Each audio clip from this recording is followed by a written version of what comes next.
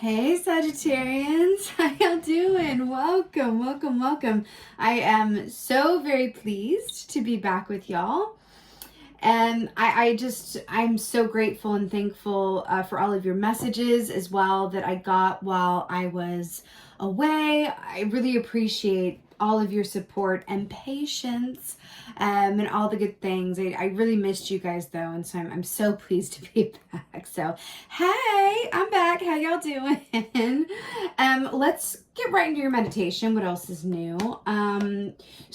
Right, there is a musical. It was also a TV program.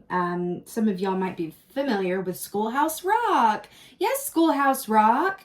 Particularly, I heard the song, I believe it's 8 is a magic number. Figure 8. 8 is a magic number. And I saw the Sagittarius Collective, you know, with all of this Schoolhouse Rock information, like what's a prime number, perfect number, what are your pronouns and prepositions and adjectives, and what's your history, and, you know, all of that information. Right? So if you're not familiar, just briefly, Schoolhouse Rock was a pedagogical tool to teach younger folks about, you know, history, grammar, maths, all of that good stuff, right? In a fun, informative, and engaging way, I believe was the idea with Schoolhouse Rock. So it felt like I saw like this teacher go up to the front of the room and take this sort of magic wand and sort of remove, like through an editing system, like you don't need this, you don't need that, a little more of this, a little less of that. And then what was left over is really fascinating. I think it's going to reveal itself more as we go on, because I'm sitting here like, what? What was left over was a number 6. And I heard, no, 8 is no longer the magic number. It's actually the number 6. And then I heard, you need a lot less than you think you do. You need a lot less than you think you do.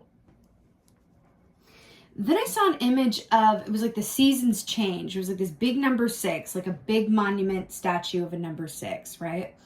And then I saw winter come and go into fall and go in, or you know what I mean? What's the order of the seasons? Spring to summer to fall to winter, like all after the other, and the 6 still remained.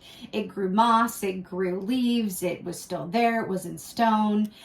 When I think about the number 8, it feels a lot about like numbers and calculations and preconceived notions of what we need. I feel like there's something different. There's an invitation to switch it up in a way and reconsider what we do and do not need, and how we do and do not go about things. It's really interesting. It feels like I think this came up in the Capricorn reading as well. It feels like there's an invitation to switch up the operating system. Like, oh, you thought you needed all that? I feel like I'm seeing a commercial where it's like, you know, if you usually wash your hair with 3 steps with like a preconditioning mask, and then you do the shampoo, and then you do like the conditioner, and then there's like a leave-on portion, and then you do a detangler. Like, it's all of these things that you're used to and that you do within the context of a routine, or within the thought of like, this is how I do it, this is what I need. But you're feeling, I'm seeing this commercial go to like, now all of that is all in one step, and this can replace all those other things. It's kind of like that. It's like a streamlining, like a wanting to streamline things. So when I think about the number 8, let's just briefly go through the number 8 in the tarot. So we have 8 of Swords, which is about keeping yourself in your own prison, mental restriction, analysis paralysis, really terrible times, right? Then we have the 8 of Cups, which is walking away from emotionally unfulfilling situations and releasing a lot of that emotional, stench that keeps us unwell, right? Or in unhealthy dynamics within ourselves or with others. Then we have the 8 of Pentacles, which is going to work, your hard work meeting up with talent, which results in, you get as much as you put into it, right? And then we have the 8 of Wands, which is upward movement and ascension, communication, travel, upgrading from one place to another. So that's all very involved. That's a lot. The number 8 is really entailed, right? Now, the number 8 also represents financial abundance and wealth. So the number 8 feels like a lot to me. It's sort of a number of extremes in a way. Then let's briefly go through the number 6. Why do I feel like I'm teaching a class? But that's how it came through in the meditation. Okay, so I'm just going to roll with it like I do. So the number 6, when we think about you know, the Six of Wands, that's victory, that's public recognition, that's rewards for a job well done. Then we have the Six of Cups, which is the past, nostalgia, how things used to be done, right? And remembering things in a better or worse light than they actually were. Also, being in the now moment, right? Then we have the Six of Pentacles, which is about reciprocity, give and take, a mutually beneficial partner and relationship, even with either with yourself or with someone else. And then we have the Six of Swords, my personal favorite, in the sword suit, which is moving transition into calmer waters, the relief from troubled times. 6 feels like your number right now. And I feel like it's all within those 4 cards.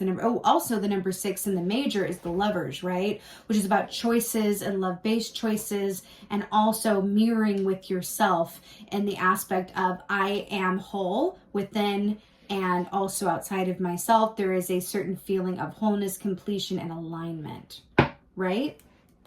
6. It feels like the number 6. All right, let's see what your animal is. You're like, oh my God, what is happening? And by the way, I just looked at the clock and it was 6:08, 6 and 8, right? Wow. Hello and goodbye. Hello and goodbye. Hello and goodbye. Hello and goodbye. We got 2 for 1 and I'm here for it. It's intense, y'all, but this is where we are. We have the Vulture here, right? So the Vulture equates to the 10 of Swords. Not surprising at all, which is the complete ending to a given cycle.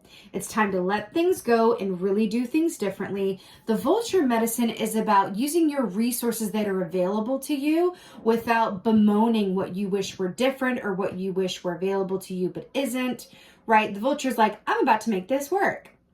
Right? The Vulture is like that Project Runway episode where they always have them like make an outfit out of garbage. Make a couture runway look out of the New York City garbage-filled sidewalk, right? And they're taking all this garbage and make these couture gowns. You're like, oh my God, I'd never know that was garbage. That's like Vulture, Vulture medicine for y'all. But again, 10 of Swords. It's a complete end of a cycle, right? Air energy there. And then we have the Dragon, my personal favorite, you know, next to the Crow, of course. The Dragon equates to justice in the tarot, which is about everything being exactly as it's meant and should be. It's a balancing of the scales, but dragon medicine in and of itself is how things are seen. How you see yourself reflects how you see others and the circumstances outside of yourself. It's a two-way mirror, the dragon is. It's that two-way mirror. Okay? Wow, Sagittarius, going for it. Why do I feel like you guys get the dragon a lot? Okay, let's just go off Sagittarius for September. Oh, wow. Okay, right on. Woo, we getting deep, Sagittarius. Okay. So, listen, we have the 3 of Swords here. So, traditionally speaking in the tarot, this is about heartache, heart pain, despair, troubled times, but there's also an aspect of the 3 of Swords that for me relates to kind of an elephant energy, which is about, you know, the past, memories, old pain, old heartache. But what I'm really upset, by the way, how amazing is this new deck? I just got this in Glastonbury and I'm living for it. This dude is quite literally using a knife to cut off the chains that were binding him. This is about release, letting go, changing it up. Remember when I said in the meditation, you need a lot less than you think you do? And then he's literally letting go of what he's had. I'm feeling the 8 of Swords here with this as well. With the analysis paralysis in a prison that, you know, only you hold the key to. There's change afoot for y'all. That is for sure. You are being asked to step into a new way of seeing things being, and I don't feel like it has to be some big emotional, you know, storm front or anything like that. I feel like it can be quite diagnostic. Dragon is very diagnostic, by the way. The dragon doesn't care how you feel. It's really just about what it is and what it isn't. Truth. Oh, wow. Wow, how gorgeous is this? Okay, look at this. Look at this stunningness. So this is the 3 of Pentacles, right? So you have a 3 and a 3, which equals 6. So I'm here for it. Three of Pentacles, this is very much about the work that you do. It's the craftsman key, the artisan, right? It's the work that you do having lasting effects. But I'm going to tell you, you know, there is this wonderful lady here reaching up to, you know, this sort of like goddess energy to me. In this tree, I feel like it's, what are those, like, not apples, pomegranates or something. But I'm really drawn to these roots here and the fact that she's reaching for something inside of this tree, right? I feel like there's an aspect here of knowing that you always have the help, the guidance, the resources that you need. Now, it may look different, it may manifest differently than how you would have thought or how it was, but I'm really getting this very strong message of you are currently in the life and the circumstances that you have been wishing for. Now, if that comes as a surprise to you, if you hear that and you're like, no, I didn't wish for this. Well, actually you did. And what I mean by that is you may not have thrown a coin in a fountain and said, oh yes, please, please, I want that. What I mean by that is you are exactly where your vibration has led you. You are exactly where, you know, your physical circumstances are a reflection of your inner state. So check it, right? Your physical circumstances are a reflection of your inner state of being. I keep hearing it. You need a lot less than you think you do.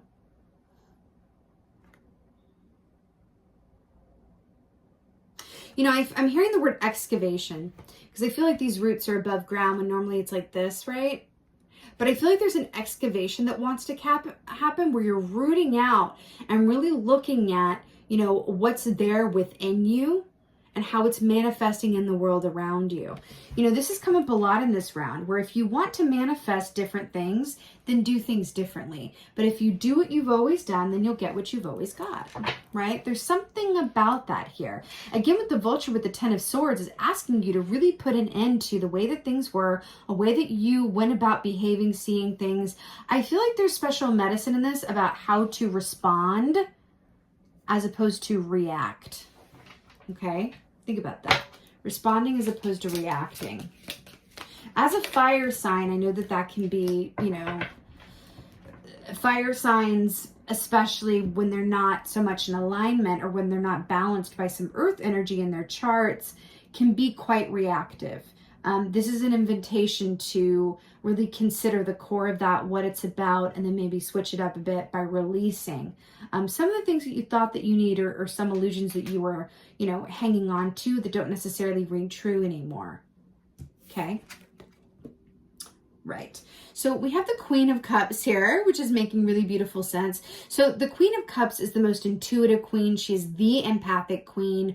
Her intuition and her feelings are her universe, right? Rather completely. So the fact that she's coming up for you here in terms of like, you know, you need a lot less than you think you do. I feel like there's an aspect here of clicking into the truth of something via your feelings, or versus via your dispassionate, you know, mental view. Meaning, I feel like this is a bit of a duel. This is really interesting. I feel like it's a bit of a duel between the Queen of Cups, and then I feel the Queen of Swords here as well, right? So I feel like there's a bit of a push and pull between the aspect of you that is Queen of Swords, which is going, you know, I'm taking a dispassionate view. This is what works. This is what doesn't. I'm going to make edits around this. I'm going to keep this. No, this stays, this goes, whatever that is, versus the Queen of Cups, which is like, I'm not wanting to really release anything right now. I really just want to feel it all and integrate it, and more is more, right? Because she is a queen of extremes, whereas the Queen of Swords is the queen of minimalism. And I feel like there's kind of a push and pull between extremity and minimalism on your part. Can there be a middle path? Can there be a middle ground, right? Definitely cautioning you against extreme thinking or extreme action, okay? Moderation, temperance, balance, right? Three of Swords. It does feel like a bit like a dark night of the soul, or really coming to terms with, you know, your part, the part that you play in relationship to your circumstances. There's something in that for y'all. Now, I'm so happy to see this. We have the sun, the beautiful lemur here to clarify the Three of Swords. So, you know what they say about the sun key? Whenever it comes out in a reading, it softens and warms up any cards that are around it, right? So I'm really obsessed and grateful that it came up to clarify the Three of Swords. So this lemur, right, is taking a meditative position underneath the sun, completely blissed out, let the sun shine in, right? The lemur is a really beautiful medicine about, it's kind of like a Two of Swords-esque medicine where it's about bringing together your heart and your head for equal counsel and incorporating both, which is really, I'm really obsessed that he came out, because remember, I'm feeling kind of a duel between the Queen of Cups and the Queen of Swords, right? So it's really interesting the lemur's coming out and saying, the answer is in the middle ground. The answer is in the gray, right? Because black and white, right? So the answer lies in the gray, the removal of, and really being, the sun also, let's just talk about the sun briefly. Because whenever the sun comes out, it's like, yay, like happiness, joy, good times, which is brilliant. But there's another medicinal aspect to the sun that I feel like is addressed less frequently, which is the illumination that it brings to you from a personal growth and assessment place, right? Meaning, if I take the energy of the sun and I point that towards, and point that sun's, you know, glare and that energy towards me on the inside from a meditative place, from an internal reckoning place, I can better see the chains that I have ascribed to myself and what needs to be released around that. Again, I keep feeling it. There's this energy of owning up to your own, you know, your own role in your given circumstances. And I'll tell you, oh, coffee right there. It does feel like it's not necessarily a situation where it's like, you know, you've been bad, change. Like, that's not what we're talking about. But it seems like there wants to be a perspective available to you. And why? Why is this coming through in your reading for September, right? Why? It's because there is a better way available to you that is going to allow you to manifest better, bigger, happier, whatever that is, insert adjective here, things, right? I feel like there are aspects of past pain that are subconsciously affecting your decision making or your reactive moments to, you know, I'm hearing the word triggered, right? When we get triggered, that's really good information for us. And it can be difficult because when you feel triggered, it's like you're experiencing it. You're in an experiential place with it, right? But it's a beautiful opportunity to come outside of yourself and be a bit of an air sign about it and go, I'm going to observe myself feeling triggered and ask questions now without judgment. Curiosity, not judgment. Okay? Why am I feeling triggered? What's the cause of that? What does that mean? What's that about? Right? And getting to the root of it so that you can then switch into a place of response as opposed to reaction. Okay? Temperance, y'all showing up in your own reading here. I'm absolutely here for it. What did we say at the top of this reading? This wanted to be, or actually just a few moments ago, that there wants to be a balance, a gray in between the two extremes. Temperance, here we go. I mean, the fact that this is clarifying your Three of Pentacles as well, what's really interesting here with the Three of Pentacles, right? And we're talking about the middle ground, right? And then you have the number 3. So you have this extreme, that extreme, and then the one in the middle. And I feel like this woman here is reaching out to this middle ground. I feel like this lady actually here is like half Queen of Cups, half Queen of Swords. She's a hybrid of both queens, right? Let's call her the Queen of Clarity. Can you imagine if you took like a Queen of Swords and a Queen of Cups and put her together?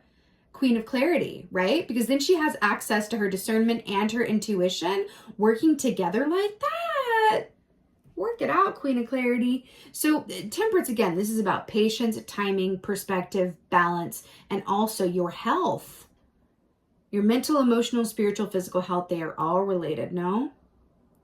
So this is really beautiful. I'm hearing to really take this time to water your own garden, take an accurate view of where you are, and then consider it against where you want to be, right? Is what I'm doing getting me what I want? Okay? You are a manifester. That's what it is. You are a manifester. Lady of Cups. So if you feel like you're not manifesting what you want to manifest, then it's time to go in and adjust some settings, right? Within yourself, right? Five of Cups to clarify the Queen of Cups. So this is making perfect, brilliant sense.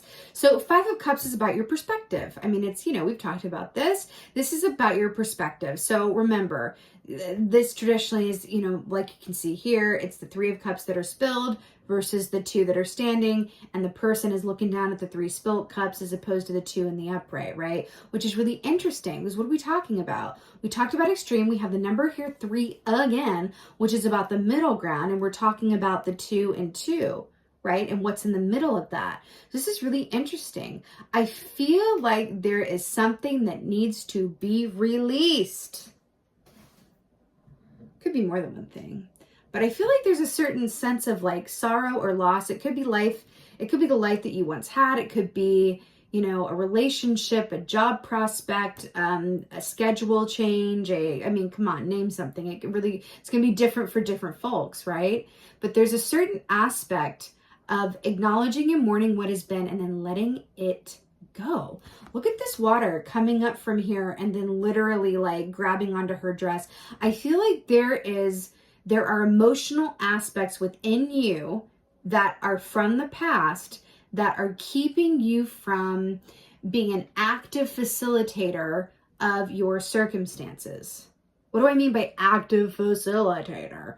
I mean that it feels like you are having things happen at you or to you, as opposed to you mindfully co-creating them from a place of high discernment and emotional balance and clarity.